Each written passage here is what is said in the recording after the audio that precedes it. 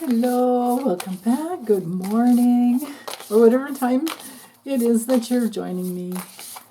Sending you big hugs ahead of time.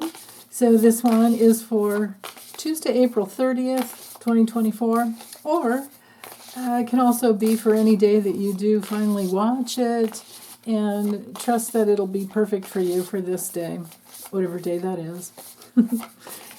A lot of times the readings won't have anything to do with you, but they're good lessons in the card meanings. So, what is it that you guys need to know? And as you can see, I'm using the Light Seers Tarot again. So what do we need to know for soul healing, for just a everyday message, anything, whatever it is, right there. Ooh, I love it. We have the Queen of Cups, one of my favorite cards. The Two of Pentacles and the King of Wands. Yes, very, very beautiful. Okay, so let me bring it down a little bit. There we go. I hope that's not too far, but I just wanted you to see the artwork, especially with that Queen of Cups there. So with the Queen of Cups, our keywords for this card are emotional maturity, psychic abilities, intuition. All of the queens are receivers, where the kings are more of the strategy, where they're ruled by air, and then the element. The queens are ruled by the cups, and then their element. So we've got a double amount of cup energy here, I guess you could say, which would have to do with relationships, would have to do with emotional security.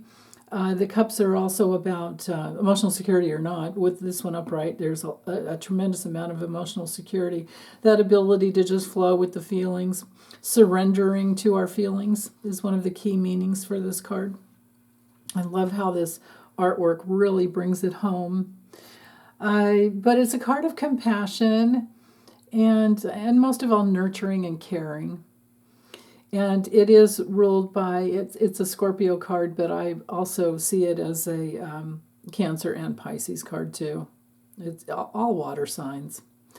So this morning, it could be a lot about, maybe you woke up with some dream guidance and you're like, whoa, got to write this down. It was so comprehensive and so full, and really beautiful dream. And so maybe waking up in a dream state or a psychic state, intuitive state. Or it could also be, if it's not that, it could also be that you wake up and you're taking really good care of yourself and others. You're nurturing and caring. This could also be someone in your life that you connect with in the morning that is loving and caring and nurturing and compassionate. Now, the Two of Pentacles is our card of sometimes negotiating. The pentacles are always of the earthly element, so sometimes we're negotiating what we can handle, what we can take on, and what we're going to have to let go of. But I love seeing that on one side, this is like a purse, and she's got it. Whatever it is, she's got it. This one up here, it's kind of moving around, her, and she's trying to integrate it into what she already has. So there can be a little bit of like the ups and downs of the day, just handling things, kind of maybe spinning a couple of different plates. Now, I also love all the red. With the red, and notice the predominance amount of red in these cards, that relates to the life force. And so she's got a lot of life force in the leg area, hips and leg area. So that brings in, being really strongly grounded. You would have to be able to juggle like this, right?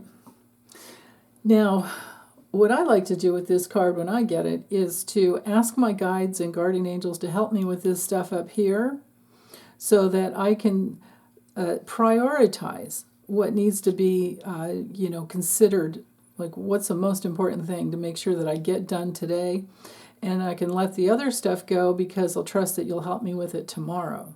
That's kind of my conversation with my guides.